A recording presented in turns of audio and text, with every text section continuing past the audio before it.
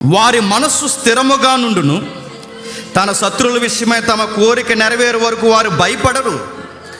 వారి దాతృత్వము కలిగి బీదలకిచ్చును, వాని నీతి నిత్యము నిలుచును. వాని కొమ్ము ఘనత రోజు రోజుకి హెచ్చింపబడును. భక్తిహీనులు అతని యొక్క అభివృద్ధిని చూసి చింత అయిపోతారట. నెక్స్ట్, వారు పండ్లు కొరుక్కుంటారట. ఈయన కొట్టకుండా తిట్టకుండా ఏమి అనకుండా ఆయన శత్రువులు ఈయన యొక్క సక్సెస్ని చూసి వాళ్ళే రోగాలు తెచ్చుకొని చచ్చిపోతారంట. దేవుడు మన శత్రువులకు ఆన్సర్ ఎలా ఇస్తాడు చెప్పినా? కొట్టడు, తిట్టడు, ఏమన్నాడు, మనల్ని బ్లెస్ చేసి పడేస్తాడు అంతే.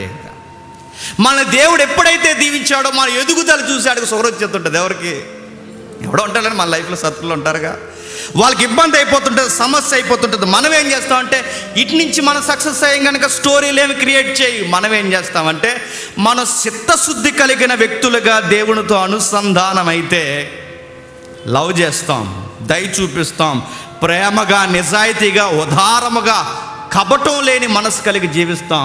ఇవన్నీ మనకి ఎప్పుడు వస్తాయంటే బైబిల్ చెప్తుంది, నాలో ఈ రోత స్వభావం పోయి, దేవుడికి నచ్చని ఈ కల్ట్ నేచర్ పోయి, యథార్థమైన లేదా జెన్యున్ యాటిట్యూడ్ నాకు ఎప్పుడు వస్తుందంటే, నువ్వు దేవునితో ఎప్పుడు బాగా కనెక్ట్ అవుతావో చెప్పండి, అప్పుడు వస్తుంది. ఇప్పుడు మళ్ళీ అడుగుతున్నాను, దేవునితో ఎలా కనెక్ట్ అవుతాం? కొండెక్కుతూ అవుతామా? నదికి వెళితే, ములిగితే, ఎక్కడో దూరంగా పోయి ఒంటరిగా ఓ పెద్ద కేక యెహోవా అంటే అవుతావా? నీవే ప్రాక్టీస్లు అవ్వండి. దేవునితో నువ్వు ఎప్పుడు కనెక్ట్ అవుతావు తెలుసా?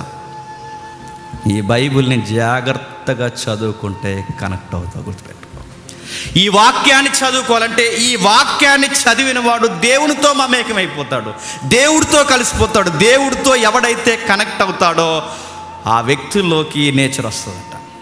దయ వస్తుంది, కరుణ చూపిస్తాడు, నీతిమంతుడిగా ఉంటాడు, ఉదారంగా వ్యవహరిస్తాడు, న్యాయపరంగా ఉంటాడు. చివరికి ఎదుట వ్యక్తులకి మనం ఎలా ఉంటామో తెలుసా? మనం ఎక్కడుంటే అక్కడ మన చుట్టూ ఉన్న వాళ్ళకి మనం దీవెనకరంగా, వెలుగుగా మారిపోతాం. మనల్ని బట్టి అనేక మంది దీవింపబడతారు, మనల్ని బట్టి అనేక మంది గుప్పడి మెతుకులు తినగలుగుతారు.